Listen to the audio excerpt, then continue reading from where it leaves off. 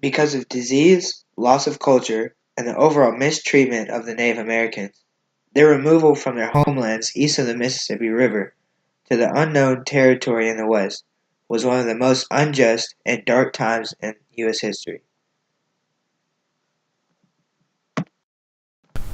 Before the Europeans ever stepped foot in America, the Cherokees settled in this area centuries before.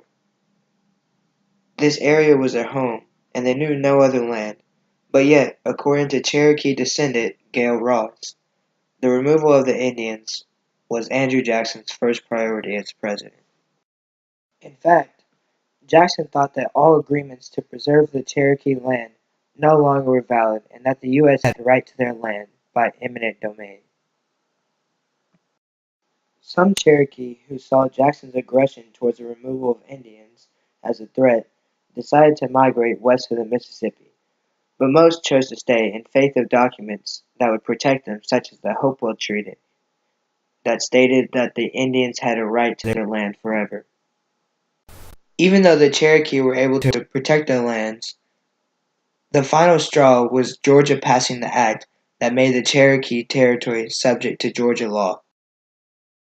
With the addition to the discovery of gold on Cherokee land, the influx of whites ignoring the boundaries of the Cherokee increased tremendously. To go along with the lack of enforcing of the rules of the court case, Jackson drops a bomb on the Native Americans by signing the Indian Removal Act. The act, signed by Jackson on May 20th, 1830, empowered the president to trade land in the West for land in the East where the natives had originally resided. When the governor of Georgia gave Samuel Worcester the opportunity to leave, he refused. He instead chose to appeal to the Supreme Court. This commonly well-known court case is referred to as Worcester versus Georgia. Chief Justice John Marshall ruled in favor of Worcester and said that the laws of Georgia did not apply to them. While this might seem like a win for the Cherokee, much like the whites who had been approaching on the Cherokee land for years, Andrew Jackson ignores the ruling. As a product of the disrespect shown by many outside people to the Cherokee Nation, their situation snowballed into the tragic and infamous Trail of Tears. With its harsh winters and brutal conditions, the Trail of Tears is nothing short of its name. And when factoring in that according to the petition of Cherokee women, they did not want to go to an unknown country, the removal of the Indians was a selfish and unfair move to those who had a claim to the land for many years. In addition to the petition of Cherokee women, in a document by the Council of Cherokee Nation to the people of the United States, they expressed that they will not be willing to be removed, and if they would, it would be on their own terms and not by being oppressed. In his letter to Andrew Jackson, principal chief of the Cherokee Nation, John Ross, explains that hundreds of their people, many whom are women and children, may now be homeless, wanderers, sufferers with cold and hunger, for no crime, but because they did not love their country less. In saying so, Ross was correct, as according to PBS, 4,000 people died from starvation and cold on the Trail of Tears. And if Jackson listens to Ross, possibly many lives could be saved. Many white people who chose to side against the Indians looked at the situation like this. As said by the governor of Georgia, William Lumpkins, we cannot permit the course of our policy in relation to the Cherokee part of Georgia to remain in its present perplexed and extraordinary condition without jeopardizing the interest and prosperity of the state.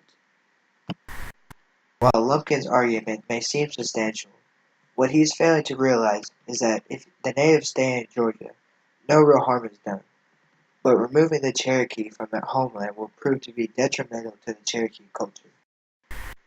Not only in the respects that their land is part of their culture, For example, their religion and how they believe that their gods shaped the land that they lived in, but also in the way that many traditions will die with those who passed on the Trail of Tears.